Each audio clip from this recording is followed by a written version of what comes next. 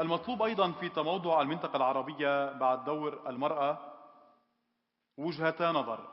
المحادثة الآن بين الأمين العام لمجلس التعاون لدول الخليج العربية معالي الدكتور عبد اللطيف بن راشد الزياني، وأيضا نائب الأمين العام للأمم المتحدة معالي السيد يان أليسون، وأدعو أيضا مشرف الجلسة السيدة راغدة درغام. So this session will be in both languages. I will ask Dr. Zayani in Arabic, and I will ask Ayaan Eliasson in English, the Deputy Secretary General. But I think we will start. I think you would like to say something in Arabic first. And so why don't I give you the floor? And you probably could use that podium. And we are all ears to hear what you have to say about how do we reconfigure the Arab region and what does it take from your perspective as the GCC Secretary General. The floor is yours. أصحاب السمو والمعالي والسعادة، الضيوف الكرام، السلام عليكم ورحمة الله وبركاته. إنني في غاية الامتنان للإعلامية المتميزة الفاضلة راغدة درغام، الرئيس التنفيذي لقمة معهد بيروت، على مبادرتها بتنظيم هذا المنتدى المهم ودعوتي للمشاركة في هذه الندوة الحوارية. ولا بد لي أن أشيد بقدراتها وتصميمها لتكون نموذجاً مشرفاً للمرأة العربية في الإصرار والعزيمة. لقد اختارت إدارة المنتدى سؤالاً مهماً كمحور لهذه الجلسة الحوارية، وهو ما الواجب اتخاذه لإعادة تشكيل المنطقة العربية. أعتقد بأن إعادة التشكيل جارية الآن، وأن علينا محاولة التأثير والتأقلم مع ديناميكية إعادة التشكيل أو التحول، سعياً للوصول إلى منطقة آمنة ومستقرة ومزدهرة، قادرة على الديمومة وتحقق تطلعات أبنائها. وللإجابة على هذا السؤال علينا أن ننظر أولاً إلى حيث نحن الآن، وتحديد المؤثرات على تلك الديناميكية والتي يعكس بعضها تلك التحديات التي نواجهها وديناميكيتها. فهي تحديات معقدة ومتنوعة، إلا أنني سأختار بعض هذه التحديات التي أعتقد أن لها آثاراً مستقبلية. أولها تهديد تنظيم داعش الإرهابي الذي توسع نفوذه في بلدين عزيزين على قلوبنا جميعاً، وبالأخص على قلوب أبناء دول مجلس التعاون، وهم العراق وسوريا، وهو آخذ في التوسع في بلدان عربية أخرى. ثانياً، يجب أن ينظر إلى سوريا وإيران والعراق معاً، وكيف ستنهي المشكلات الحالية وما الذي سيترتب عليها فيما بعد. والتحدي الثالث هو المشكلة المتأصلة التي تخيم على المنطقة منذ عقود، ألا وهي ما يدعى بعملية السلام في الشرق الأوسط، التي تمر الآن في مرحلة جمود بسبب التعنت الإسرائيلي وإنكار حق الشعب الفلسطيني في إقامة دولته المستقلة على ترابه الوطني.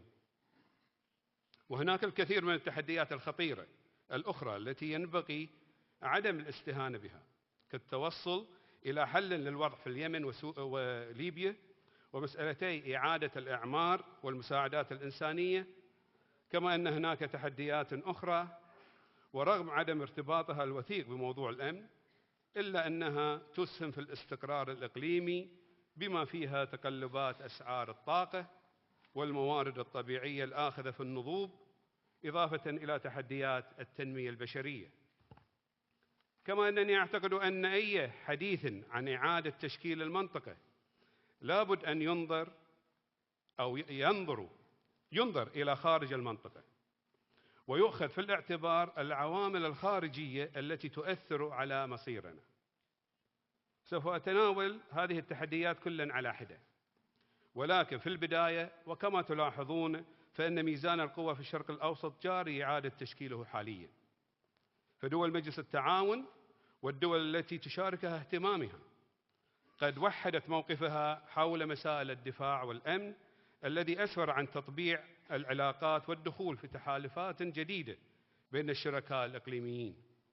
وهذا النمط الجديد من التفكير نراه جلياً في اليمن حيث برز التحالف العربي سعيا لاستعادة الحكومة الشرعية وإعادة الأمن والاستقرار إلى اليمن الشقيق والحفاظ على أمن ممر مائي دولي مهم كباب المندب. انتقل الآن للحديث عن داعش التي توحد ضدها تحالف لم يكن محتملا أبدا لقوى إقليمية ودولية.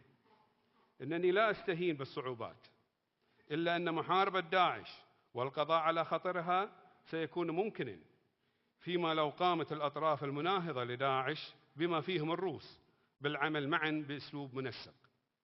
وأنا على يقين من أنه سيتم إلحاق الهزيمة العسكرية بداعش في غضون فترة وجيزة، وبالتالي طردها بصورة نهائية من معاقلها. إلا أن هذا لن يحل التهديد الأكبر المتمثل في التطرف والتعصب. علينا أن نولي أولوية قصوى ونبذل كل ما بوسعنا لمنع حدوث غسل الأدمغة والتلقين وخاصة لشبابنا. وعلينا بطريقة أو بأخرى استعادة أذهان الشباب الذين غرس فيهم التعصب الديني والعنف. ورغم أن هذه مشكلة عالمية، إلا أننا كمسلمين علينا أن نتولى زمام المبادرة والقيادة، نظرا إلى أن هذه المنطقة هي منبع الديانات، والدين غالبا ما يستغل كذريعة للتطرف والتعصب.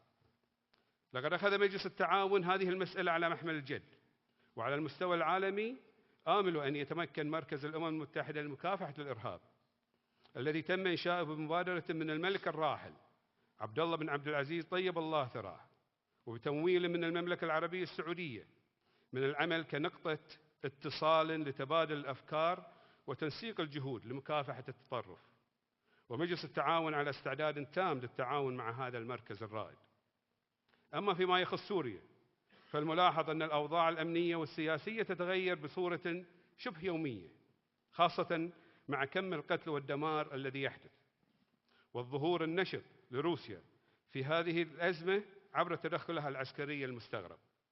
إلا أنني أشعر أننا نقترب بشكل ما من نقطة التحول، حيث لابد أن نشهد تسوية تنهي هذه المأساة، وهذا سيكون له ارتباط وثيق بداعش ونهاية للعبتها. ومن المهم أن تتم معالجة هذه الأحداث معا وليس بمعزل عن بعضها الآخر، وأن نكون على تم الاستعداد لليوم الذي يلي التسوية لإعادة الأمن للشعب السوري العزيز، ولإعادة إعمار دولته الشقيقة وتجنب أي فراغ أمني. فيجب عدم تكرار أخطاء الفوضى التي أعقبت غزو العراق في عام 2003. إن التحديات الإنسانية والسياسية ستكون كبيرة، ولا بد من التأكيد بأنه لن يكون هناك حل دائم في العراق دون وجود حكومة وطنية شاملة، بعيدا عن التأثير الخارجي لجارتها الشرقية التي تسعى إلى مد نفوذها في المنطقة. وكل هذا يتطلب تخطيطا مدروسا وجهودا دبلوماسية على أعلى المستويات، إذ أن الفشل سيزيد من صعوبة التأثير على ديناميكية التحول لتحقيق الأمن والأمان والاستقرار لدول المنطقة. يضاف إلى ذلك سلوك إيران بعد توقيع الاتفاق النووي مؤخرا مع مجموعة دول 5+1، والمتوقع أن إيران سوف تتحرر من قيود العقوبات قريبا، وأنا بالتأكيد أتمنى لها أن توفق في ذلك، وآمل أن يصار إلى استخدام أي أموال متأتية جديدة لأغراض خيرة، وأن توقف تدخلاتها في الشؤون الداخلية لدول المنطقة ورعاية التنظيمات الإرهابية. ولذلك يمكن القول أن سلوك إيران هو أحد مفاتيح استقرار المنطقة مستقبلا. أما بالنسبة لقضية فلسطين والاحتلال الإسرائيلي، فهذه المشكلة القائمة منذ عام 1948 هي المبرر لكافة أشكال العنف، ولذلك ينبغي أن تكون المشكلة الفلسطينية من أولى أولوياتنا، وأن نبذل جهودا جديدة ومتواصلة لإحياء رؤية حل الدولتين.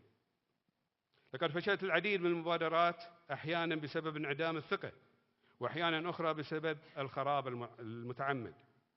كما عجزت الأمم المتحدة وغيرها من الوسطاء في التوصل إلى حل لهذه المشكلة.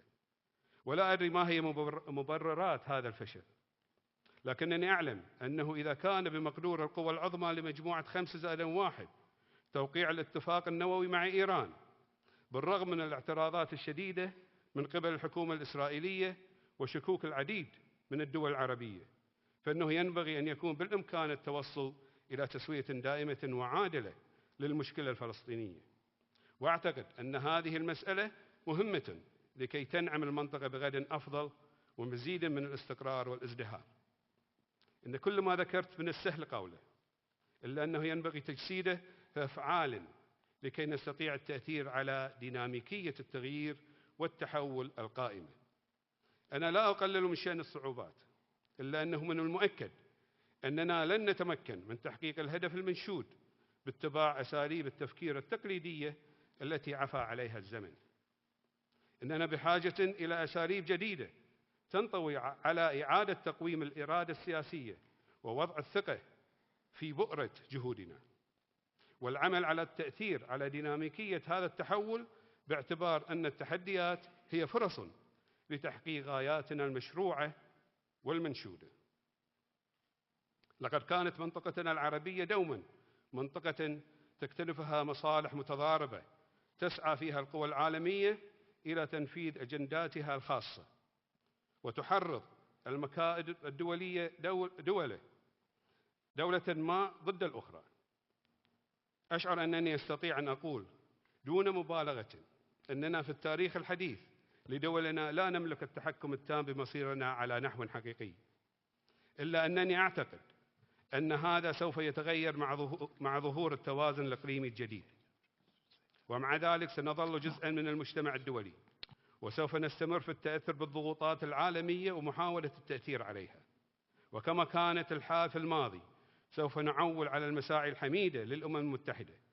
وبينما تتهيأ منطقتنا لمواجهة المستقبل، فإنني آمل أن تقوم الأمم المتحدة أيضا بإعادة النظر في أسلوب عملها، وما إذا سيسمح للأعضاء الدائمين بمجلس الأمن بالاستمرار في الحفاظ على مصالحهم ولعب دور مؤثر بعد أن نصبوا أنفسهم أعضاء دائمين منذ عام 1945. إن هذه المصالح غالبا ما تؤدي إلى تجاهل قرارات الأمم المتحدة كليا والتأخر في التحرك أو حتى عدم التحرك في كثير من الحالات. لقد تقدم العالم كثيرا، وكل منظمة أصبحت بحاجة لدماء وأساليب جديدة لأداء مهامها. وبعد مضي 70 عاما دون أي تغيير جوهري يذكر، أما آن للأمم المتحدة أن تتخذ نهجا جديدا بحيث تشرك بعض الدول الرئيسية الناشئة في أدوارها التنفيذية. والتغيير لن يأتي بسهولة، وأؤكد لكم أن الأعضاء الدائمين لن يقبلوا بتعديل النهج الذي اعتادوا عليه، بيد أن المبدأ الذي قامت عليه الأمم المتحدة هو أنها كانت دوما عبارة عن منظمة تشاركية تنطلق من القاعدة. وقد حان الوقت لسماع صوت الأغلبية، كما حان الوقت أيضا لأن تتاح لأقاليم العالم الفرصة لمعالجة أزماتها ومشاكلها وقضاياها تطبيقا لنص البند 8 من ميثاق الأمم المتحدة. السيدات والسادة، في الختام يمكن تلخيص الإجابة على سؤال هذه الندوة باتباع نهج يرتكز على 3 خطوات أساسية، وهي تختلف عن سعادة الدكتور ابتسام لكنها مكملة لها. أولا، إيجاد آلية عمل جماعي مبتكرة وفاعلة تمكن الدول العربية من تدارس همومها وقضاياها في إطار التفاهم والتضامن المشترك لمواجهة التحديات الحالية والمستقبلية. ثانيا، الاستعداد لنكون سباقين وأن تكون نظرتنا مستقبلية لكي نستطيع أن نؤثر إيجابيا على التحول الجاري في المنطقة. ثالثا، العمل على تطوير وتفعيل المنظومات الإقليمية والدولية وزيادة مجالات التنسيق والتعاون المشترك لتحقيق الأمن والسلم الدوليين لعالم أفضل. شكرا لكم على حسن الاستماع، والسلام عليكم. شكرا سعادة الأمين العام، شكرا جزيلا. I give the floor now to His Excellency, whatever is comfortable, maybe that is easier. You prefer here? Whatever you wish. Deputy Secretary General Jan Eliasson, who has been a great supporter of Beirut Institute through our program with the Security Council and a very solid friend of the Institute. We thank you for being Thank you with very us. much. Thank you, Ragida. Your Royal Highness, Mr. Minister, Secretary General Zayani, distinguished participants, first of all, thank you very much to Beirut Institute, our irrepressible good friend, Ragida, who brought her daughter here to remind us of the responsibility of the next generation. And I'm also very happy to have seen this great show of force of women at this conference. I worked once for Prime Minister Olof Palme, and he said, don't you know that the emancipation of the woman is in fact emancipation of man? We all gain from this, so thank you for sending that message so strong. It's great also to meet so many old and young friends here, and I will just respond to some of the crisis and security threats that Secretary General Zayani brought up, and then I will say a few things about structural trends, structural needs, I think that we need to think about, not only for this region, but also for the world. What we know is, of course, that the conflicts that we see around us now in this area are not only a threat to national, regional, and international security, but they are also undermining the economic and social progress for this region's peoples, despite of the many signs of progress that we heard from Minister Mansouri. But the factors are pretty negative. You have the violent extremists targeting religious and ethnic communities, and anyone who disagrees with their perverse ideologies. And they are killing civilians in great numbers and erasing priceless cultural heritage from the map and history of this great region, a cradle of civilization, as we heard from Prince Faisal. Conflicts in this area also are growingly becoming global. I think Sigrid Kaag hinted at that, with the rise of foreign intervention and the characteristics of proxy wars, which I think is a very dangerous trend. This trend is also fueled by fears of increased terrorism elsewhere in the world. The fear factor has become a global provocation, a trap which we must not fall into. Much of the refugee flows across the Mediterranean and into Europe is also a consequence of the current turmoil in this region. It took, in my view, far too long for the world to realize the infectious character of the Syria nightmare. It took the casualties at the roadside in Austria and the child entering the coast of Turkey for the world to really bring it to the highest attention. This war has already killed almost 250,000 people and has led to massive destruction, use of chemical weapons, thank you Sigrid again, the rise of Daesh and the worst refugee crisis since the Second World War, primarily affecting Jordan, Lebanon and Turkey.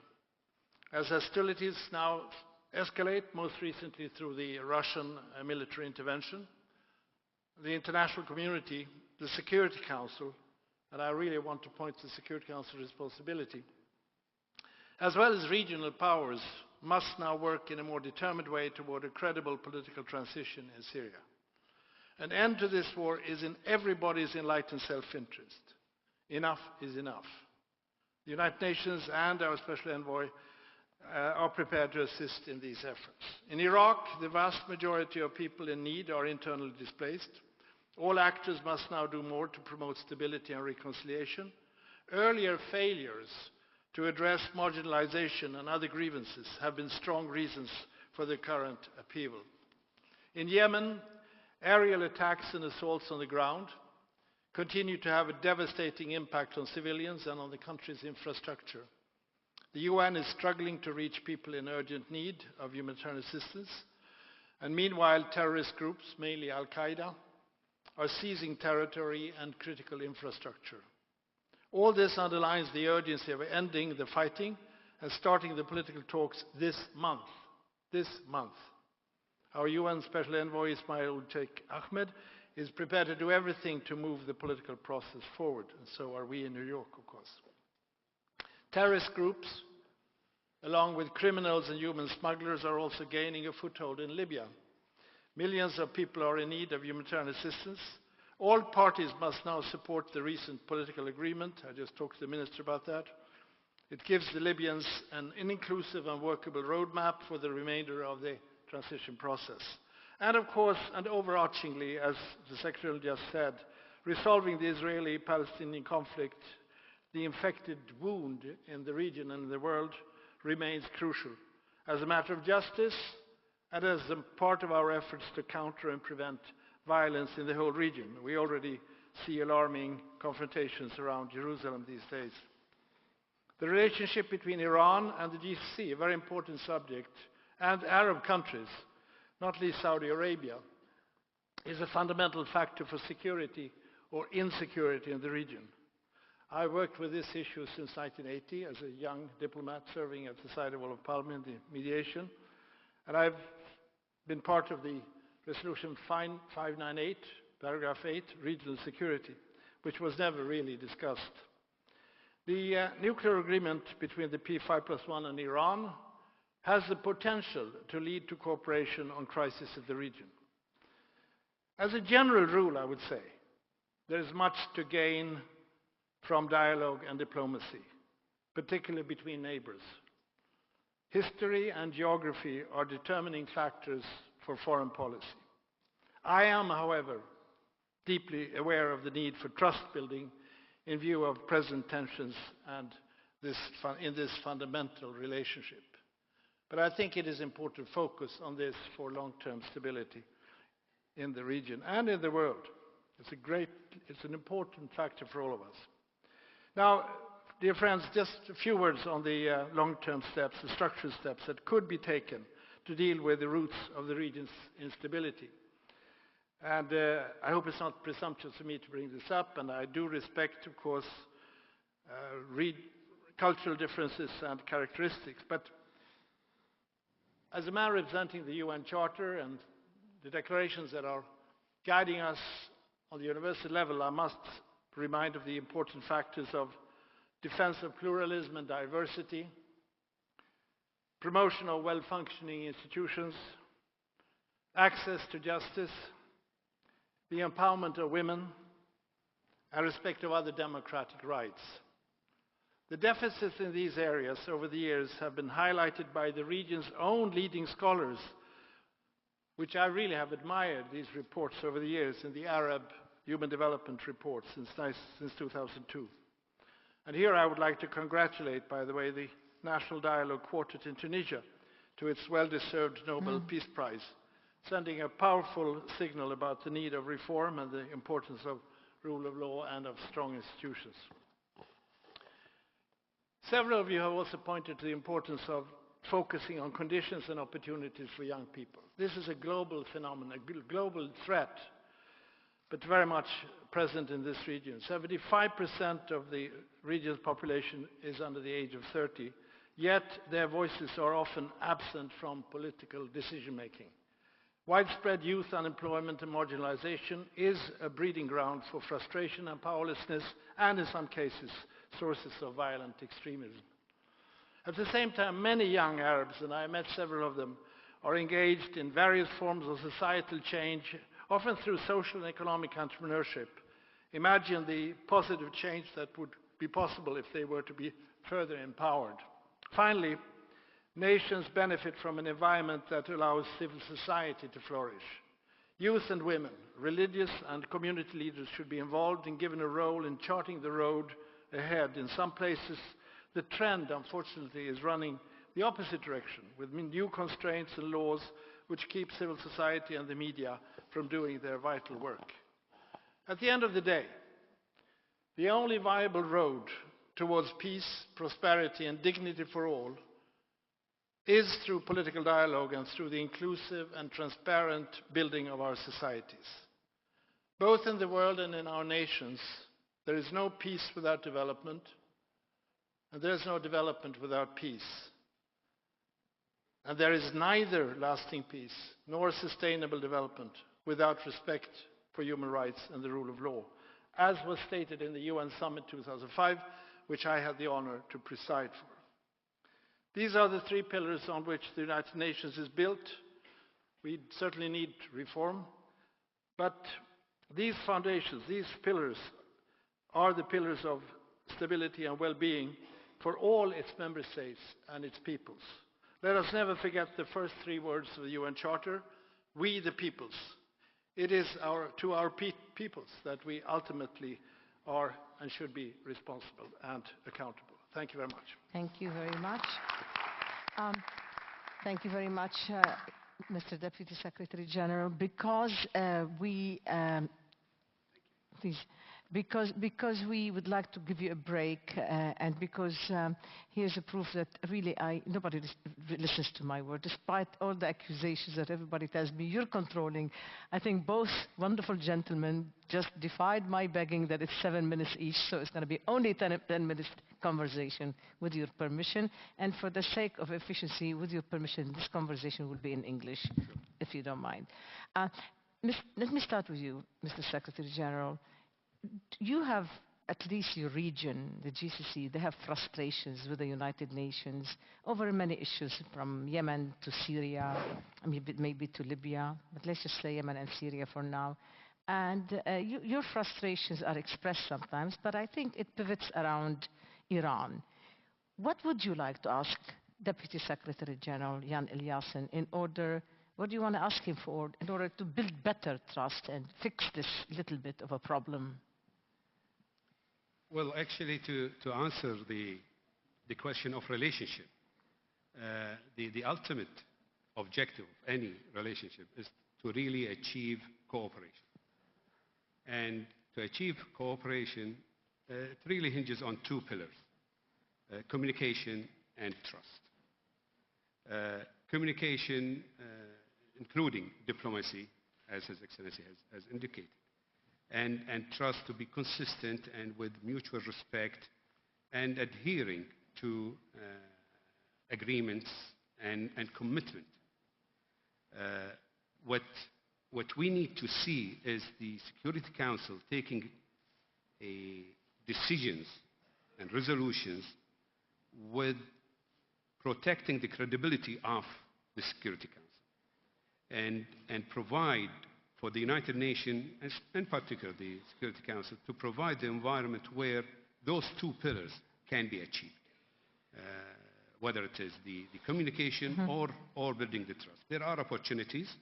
There are the islands of the UAE, which have been occupied by Iran for quite a long time. This opportunity can be seized where a dialogue can be achieved between the two parties, or go adhere to the international institutions, go to the International Court. United Nations Security Council can help in pushing in that direction, and that will start building trust. And there are other opportunities that can be seized. I'm sorry. But the United Nations in general, whether be it the Secretariat or the Security Council, they have a point of contention, if you will, with the Gulf states, because they think that it's essential to have Iran on the table. And they feel that there's been a resistance from GCC countries in accepting this notion, be the reasons what they may be, but the point is that from their point of view generally, is that it doesn't matter if they're part of the problem, they need to be part of the solution. You differ with that. How do we go forward? Because this whole summit is about what do we do about it. What do you think should be done in order to somehow meet somewhere where it can start to work for the better? Well, we have institutions in place, and when resolutions are taken, I think we need to have credibility to the resolutions themselves to be implemented. And that will lead by itself to establish the environment where a solution can be reached, and with the support of the United Nations. Credibility of resolutions are essential. Resolutions, when they are issued, for example, let's take an example, the 2216 now in Yemen. By implementing the resolution, which I fully concur and agree with His Excellency's remark that a political solution has to be achieved in Yemen. We all want that. The GCC has always asked for a political solution since 2011. And if the resolution is implemented, that will give credibility to the Security Council and will allow further cooperation in the future. Interesting. But, Mr. Deputy Secretary General, I mean, if you may have all good intention to put people in charge of solving problems such as Yemen, such as Syria, and you have envoys everywhere, and it just takes so long. And then there is that process of what the Gulf states feel, the politicization of the process that prolongs finding the solution. You are aware of the criticism that they think you're not paying attention to their point that they feel is essential for them, and somehow maybe it's cultural difference that others don't get. What do you want to hear that makes you... Well, first of all, let me say that the frustration that you express, and also you, Secretary General, is a frustration that I share, and that the Secretary General shares. We feel, in certain respects, almost powerless when when we don't have a strong Security Council resolution, as was the case in Syria, and still is the case. Kofi Annan, Lakhdar Brahimi, Staffan de Mistura are working with very, very ineffective tools. I would say that if we will not be able to make any progress unless there is a combination of efforts from, of course, first of all, the parties on the ground, which are more and more difficult to identify on the opposition side. But we need to have a combination of serious acceptance and responsibility of the Security Council and regional powers.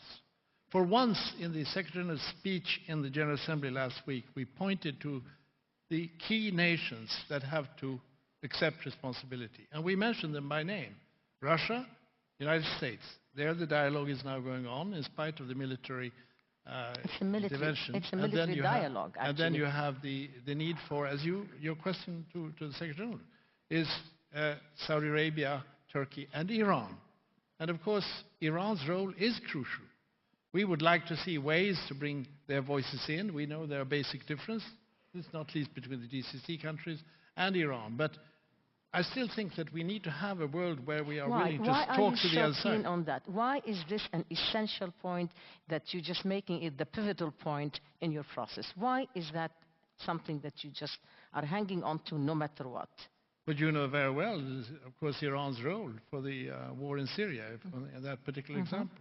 You also probably bring in the Iranian dimension in the Yemen crisis. So we need to have ways of communicating and finding a formula which combines the realization by all that this is in the United self-interest to end this nightmare, because it can even become more serious. So then, if you want to end this war, how can you then define a formula to do it? And it requires Security Council and regional powers. Is it because you think of Iran like the Gulf states do as an interferer in these places, Syria and Yemen? Well, there are several nations involved in the Syria war on both sides, let's face it. But in the end, you need to have the cooperation of these 5 nations if you are to achieve peace. And this doesn't mean that you will have difficulty, you might have difficulty meeting in a contact group, but we need to have contacts with Iran. I am, in fact, going to Iran immediately after this visit here. I will pick up many ideas, so please, I will pass them on. Do you have anything that you want to say to Iran through Jan Eliasson in order to make things go forward? Really, seriously. I think I've already said. It's building the trust. But practically, Mr. Secretary General, give me ideas. I mean, what is the message? There is sometimes a need for a public message. I know you may have a message that you want to say privately, but there is a need sometimes for a public message. Give us a couple. Take the opportunity to build trust. How? As I said, there are a lot of opportunities. The islands of UAE, occupied by Iran for more than now 40 years. So you're not asking for any, you're asking for that as a priority and not for action in Syria or Yemen? No, it's all our priority, but this is an opportunity that is really ready for Iran to seize and pursue. I think the Secretary General is absolutely right. Everything in diplomacy, I was about to say in life, builds on respect and trust. And that you accept, in this case, sovereign equality. If that is the basis, then I think you can make progress. And that, I think, is something, a realization that should sink in everywhere, including, of course, in Iran. Let me ask you, I sense your frustration with Syria. For years you've been really quite frustrated. You are one of the very few people who said that the sort of absence of an international hands-on in Syria has contributed to the rise of extremism, like Daesh and others. Now that you also just, I heard you say, with the escalation or intervention, as you said, the military intervention of Russia, do you think that is going to help control the danger of the Daesh of the world, or do you think it may be exasperating the situation? And what will you tell Tehran, who is an ally of both the regime in Damascus and of the Russians, and they're active on the ground militarily through advisors as well in Syria? What are you going to tell them at this point of the Syrian tragedy? On the Russian military action, if it is related to fighting ISIS is one thing. If it goes beyond that, we all know that there are risks, not only political risks, but also military risks. I am always concerned when we try to find so-called military solutions. I am paradoxically coming to the conclusion that, yes, now is the time to really go for that political formula. Now is the time to go back to the communique of the 30th of June 2012 to establish a transition. And I think if you look at the positions of the different parties now, again, paradoxically, they're not too far apart, because everybody realizes this has been enough of a nightmare. It could get worse. Enough is enough. You're right, but I think, I'm sorry just to touch on this point again, but I think both Moscow and Tehran have been very clear in their adherence, super adherence to the Damascus regime as well as to Bashar al-Assad. So this transition is about going somewhere else. So what makes you think they're going to accept that now? Well, I don't think I can go further into details of how far that will go, but if you analyze the word transition, it means going into another phase, which opens up for a process that in the end could lead to the Syrian people deciding their own future.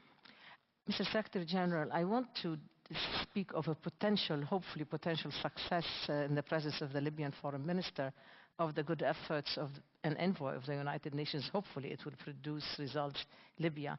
But you, the GCC, you are able to help the UN when they do things by thinking of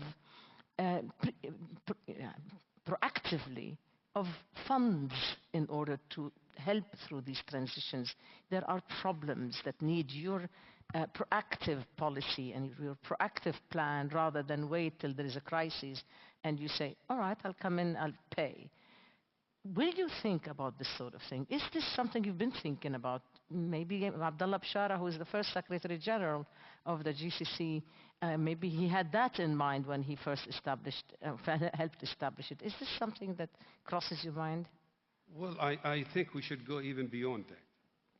We should now be aware of that this process will come to a culminating point. Are we ready, all as international community? Are we ready to really extend the help to Libya, to Yemen, to Syria, to Iraq, to all, as international community and not just GCC? Are we really have we really addressed the requirement to rebuild the countries and the affected areas? How can we really inject and insert hope within the people? Let's not create vacuum again. I think these questions are not being addressed. We are just trying to reach a political solution, but are we really ready after and beyond the political solution? We're not. In Yemen, we are working on almost 5 tracks or lines, given the military, which we like it to end as with a political solution, which is the second line, and the humanitarian support, which is really we're doing and putting a lot of effort in trying to provide the support to those in need, plus the rebuilding strategy we started already working on with the help of the Friends of Yemen, with the help of the international community. So as soon as we get a political solution, we will be ready to move in and help the Yemeni people. And I think this should apply to all.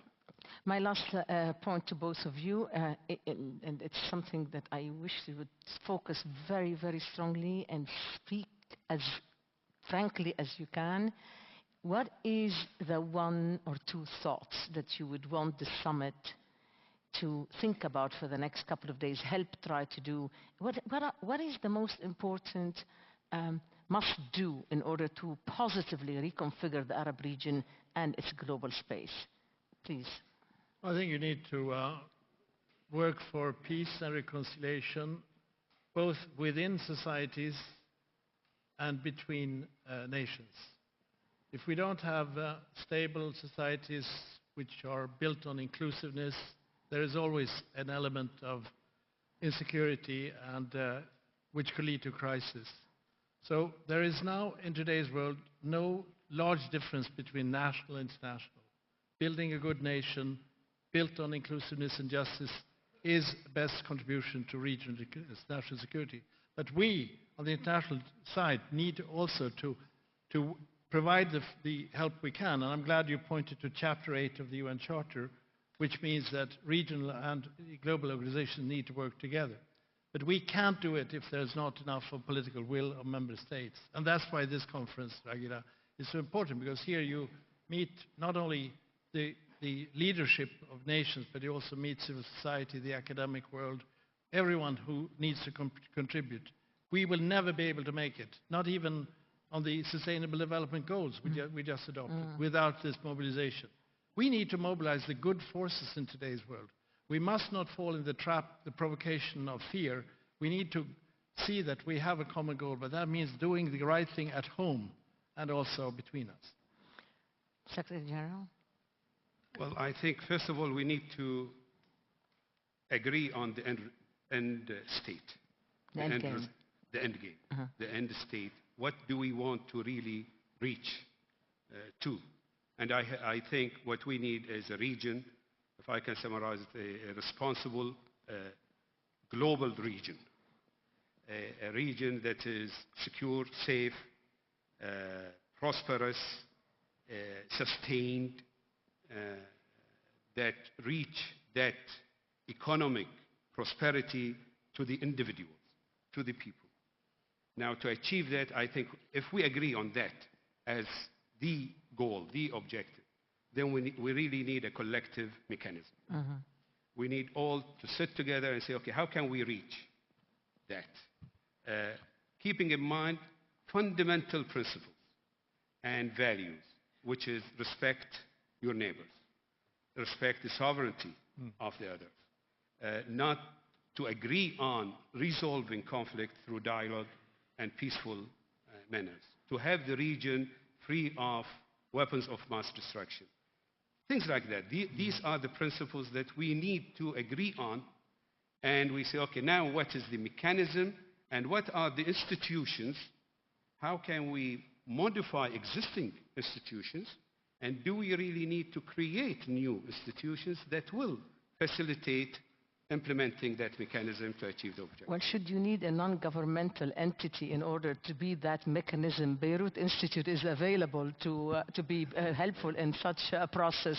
So let us hope that we go somewhere with your ideas of cooperation and collaboration, and so this region could rest a bit from its misery, the misery that it's been imposed on it by its own and sometimes by the actions of others from outside. Thank you both. You honor us with that. Thank you.